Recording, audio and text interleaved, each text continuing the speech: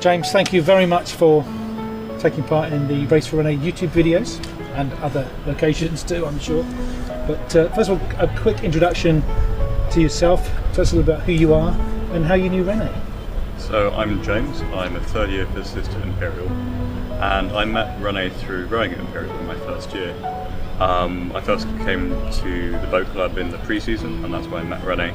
And then over the next few months I spent a great deal of time rowing with him and got to know him very well during that time. What are your memories of René as a person, as a friend, as a teammate at the rowing club?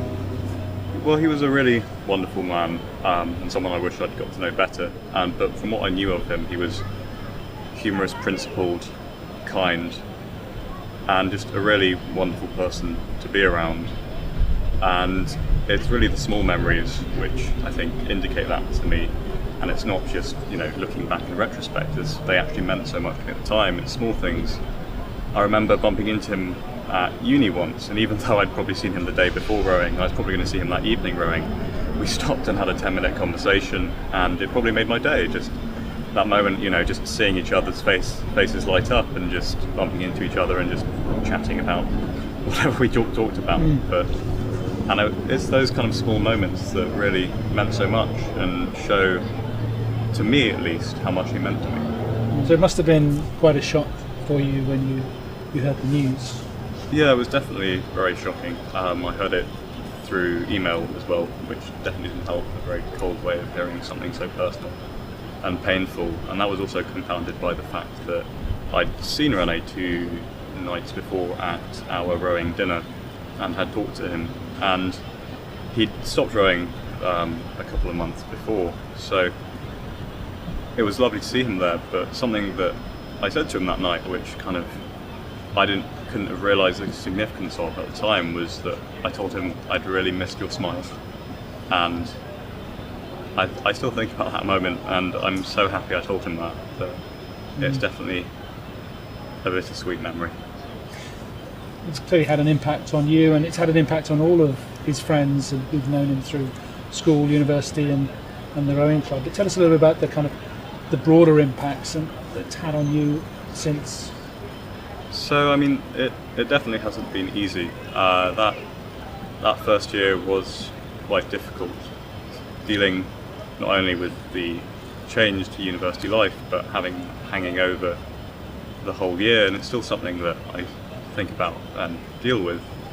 And it's really, I think, my friends who have got me through that, the helpers, the people I can go to when I want to talk to something, and who can just sort of set me back to the person who is strong enough to deal with these issues and keep on going forward. And it's really to them I owe a huge amount.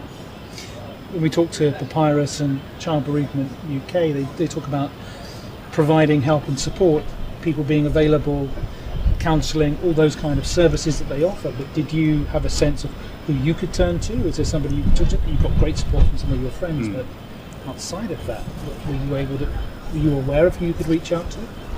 Yes, I was. I think at the time more definitely could have been done to show that things like counselling were, places that would really actually provide help, not sort of a distant possibility, but something that could actually help you today. I think definitely more to publicise that would have helped.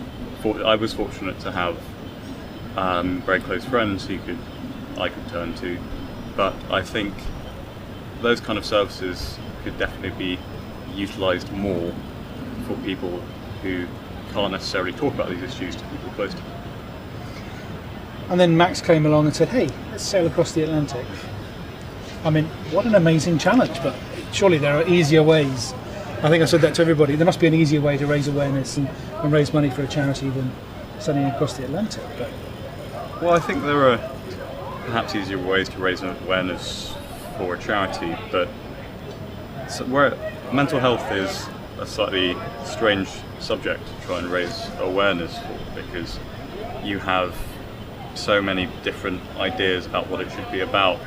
Is it just about having a doggy day at the office, or is it about having a counsellor come in and give a mental health workshop? And it can be all of those things. So I think a race like this really illustrates perhaps the things that I think should be involved in the conversation. So people coming together to remember this event, remember this friend, not to forget about it, not to put it under the carpet, and to bring this event into the light and to talk about it and to say that we don't want this happening ever again. We don't want people to do this. Don't suffer in silence. Come forward, talk to your friends, talk to anyone who will help you, talk to your doctor, talk to a counsellor. Just come forward and don't let this black dog inside you eat away at you, destroy you. Because the perception of it being a bit of a taboo subject and the stigma that people sometimes attach, certainly amongst the younger generations, it's less so these days, and people are more open and more willing to talk about the subject. Do you sense that's the case? I think it's definitely improving, but I think more can be done to take the conversation in the right direction. Because I think a lot of people are very keen to talk about mental health, but a lot of the things that seem to be talked about are sort of the very, perhaps what I call soft mental health. So important for continuing people on the right trajectory, but if there's a real problem, you know, making sure that people can't be happy all the time, but if you're having continued weeks where you're just struggling to get out of bed, then that's not something that a quick catch up with a friend or going on a social night out is going to fix. That's an actual medical problem. So it's about not only just having these conversations, but making people realise that mental health and health are one and the same. They are not two different things. What are the challenges do you think you're going to have to deal with on a transatlantic 3-week race in such close quarter with a large group of people? I think there's going to be a lot of challenges. I personally quite like having my own space, so I'm sort of preparing for that not to be a reality. I think you might not get that for 3 weeks. Okay. Certainly with hot bunking, as the skipper described it. And then from family holidays, I know that you can tire of people quite quickly after 2 weeks who you know and love. So I think it will take patience at time to deal with people in stressful situations.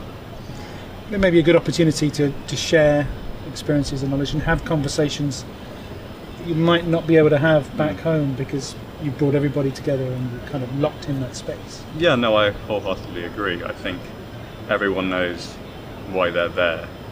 They're not there for any other reason apart from René. It's the Race4Rene. So I think there's a clear idea in everyone's head why they're there. So small altercations are not going to get in the way. It's going to be great. Of the main aim. And ultimately, you think René's legacy as a result of this race and the work that you're doing, what do you hope his legacy might be? That's a difficult question. I'd like it to be that people are loved, even though at times they might not think it. That people will do huge things for the people they love, and that sometimes you just need to remind yourself of that and get outside of your own head. Fantastic. What a great legacy. And if someone's watching this who's perhaps got suicidal thoughts themselves, or they know somebody who has taken their own life, what message do you have for them based on your own experience? What wisdom or lesson can you pass on to them? I think it is just, the first step is to talk to someone, to realise that there is a problem, that this is not something that a healthy version of yourself should be going through. And then from there, it's about getting medical professional help. But the first step is just to have that conversation.